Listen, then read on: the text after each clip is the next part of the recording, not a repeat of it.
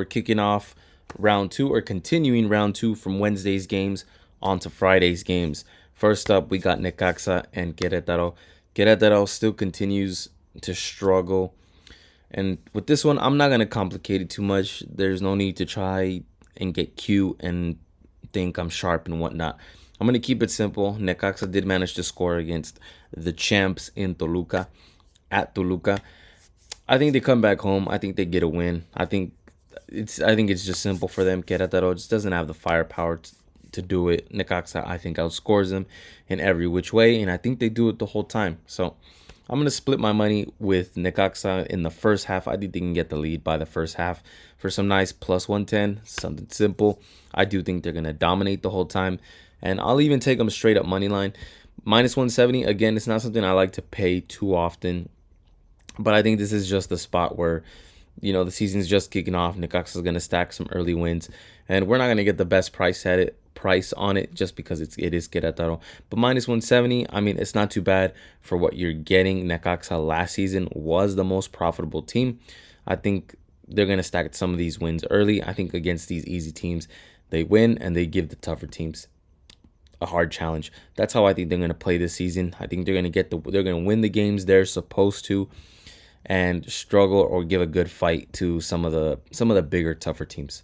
But I would argue Necaxa is one of these bigger, tougher teams now, especially with what they did last season was incredible.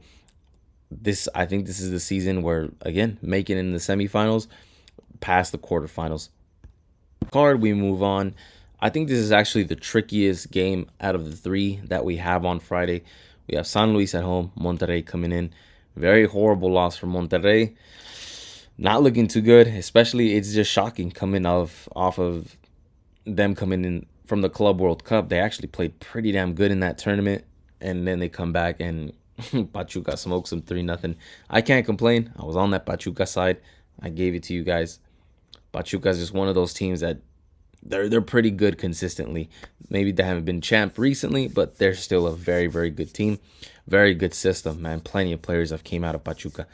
But I think for this one, San Luis is also coming off of a win off of León. They beat León at home 1-0. A little bit shocking, but not shocking. Again, I'm not trying to toot my own horn here, but I'm going to take my moments when I get them. But I did have San Luis and draw on a double chance against León. I'm not so confident in this one. Again, Monterrey, I think they have the capacity to bounce back, but they're still on the road. This is still a road trip. All I need San Luis to do is just hold that draw for the first half. If they can just hold the first half at a 0-0, 1-1 type of thing, I'm more confident that it's going to be 0-0. But I just need them to draw for 45 minutes. Come on, San Luis, draw Monterrey just for 45 minutes. That's the only play I really have here. As you can see, I like the under, but it's minus 140, and that's just something I'm not going to pay for it. It's already less profitable compared to the over, and to overpay for an under, no, I'm gonna pass on that. We got plenty of other spots to bet. It's early in the season. We're gonna get aggressive at some point, but right now, something simple, something that I think that's very doable for San Luis, and Monterrey not coming in so hot with almost no momentum. I think we can get a boring 45-minute draw in the first half. Plus 153, not a bad price. So I'm going to take it as my only bet for this game specifically. Final match for Friday. I know I can say that every game is interesting because I'm just a Liga MX fanboy, and I'm somebody who would probably be watching this Friday night. So yeah, I am kind of a fanboy, and I think this is a very interesting match. We got Mazatlán at home, Puebla coming in after that high-scoring match that they had against my favorite team. 2-3, they barely lost. I honestly thought they were going to get the draw. Puebla was pushing until the very end, and I love that from a team. I absolutely do. Mazatlán also didn't have such a bad game. They did end up getting a draw against Cruz Azul. Excuse me. Every Cruz Azul fan I knew was disappointed in their performance, and they should be. They should be. Mazatlán is one of the smaller teams. What are you guys doing not winning? But I think because of Puebla being able to find the back of the net, Mazatlan still hasn't found the back of the net. They still haven't scored. It's only one game, but again, for Puebla has never really had problems finding the back of the net. That's one thing I can tell you guys for sure. Their problem is closing games out. But I think they can close this one out. I think Mazatlan is going to take them a little bit to. They still have to find. They need to get in that rhythm to actually find goals. Puebla, that's something that they just don't have a problem with. And I think Atlas is way better than this Mazatlan team. I think this game is going to go over. I think both teams score in this game. I think we're going to see a barn burner of a match on a Friday night. I really hope we do. If anybody's going to bring it, it's going to be Puebla.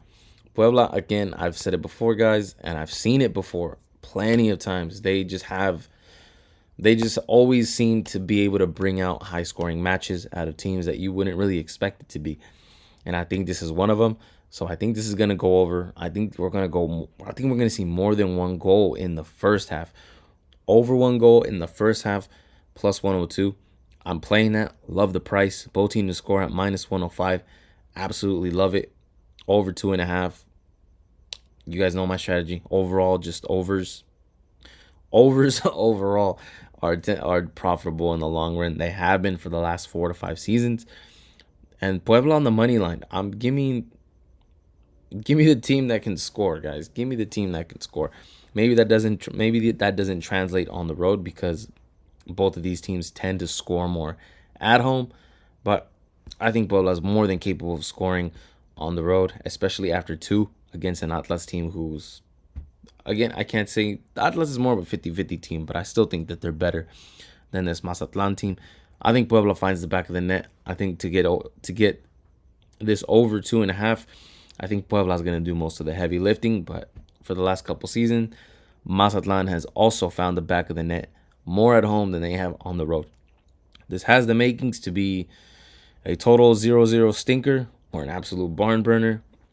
As long as it's a barn burner, I think we're going to hit all our bets, guys.